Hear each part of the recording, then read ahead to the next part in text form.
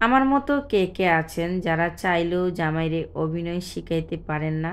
হ্যাঁ, আমিও পারি না, কারণ যতবারই চেষ্টা করি ততবারই যেন ব্যর্থ হয়ে ফিরি, কারণ সে এটা চেষ্টাও করে না, কি আর করে। আর আমার মন খারাপ দেখে আমার ননদ বলল, চলেন ভাবি আপনার সাথে আমি ভিডিও বানাই। ও হচ্ছে আমার ননদ, আমার খালা শাশুড়ির মেয়ে, আর ওর সাথে আমার বর্নিংটা অনেক ভালো। ও আসছিল আমাদের বাসায় বেড়াইতে, কারণ ওর টেস্ট পরীক্ষা ছিল, সেখানে আসছিল। আসার পরে আমি বললাম যে আসো আমাদের বাসায় বেড়াই যাও, অনেক দিন ধরে আসো না। পরে আমাদের বাসায় আসছিল। এমনিতেও ওর মনটা অনেক ভালো, আর মাশাল্লাহ ও সব কিছুতে অনেক অনেক বেশি স্মার্ট, কারণ অভিনয় বলেন, পড়ালেখা বলেন, কাজকর্ম বলেন, সব দিক থেকে অনেক ভালো একটা মেয়ে। আর মানুষের সাথে অল্পতেই খুব ভালোভাবে মিশে, যেমন আমার সাথে মিশে। সত্যিও অনেক ভালো মনের মানুষ।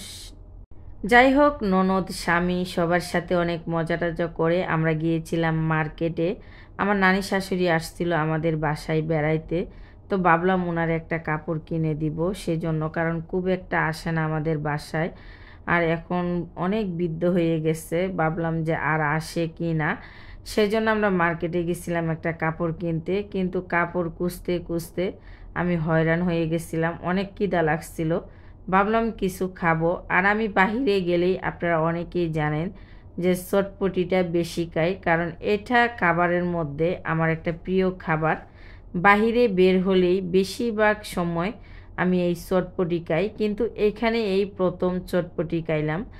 আর চটপটিটা অনেক মজার ছিল, মানে বলে বুঝাইতে পারবো না, এতটা মজার ছিল।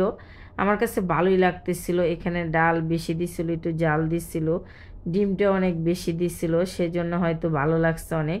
এই যে দেখেন রাস্তার পাশে এইভাবে বসে চটপটি খাইতে কিন্তু অনেক মজা লাগে, যারা খান তারা সব বলতে পারবেন সব সময়।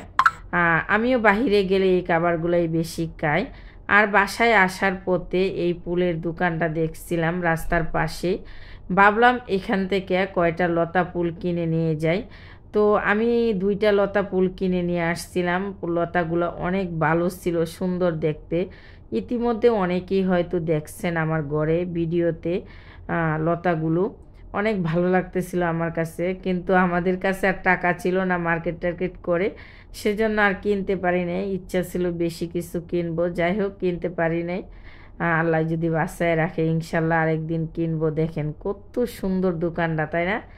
আর যারা সব সময় আমার পাশে আছেন তাদেরকে অসংখ্য ধন্যবাদ। ভালো থাকবেন সবাই, আল্লাহ হাফেজ।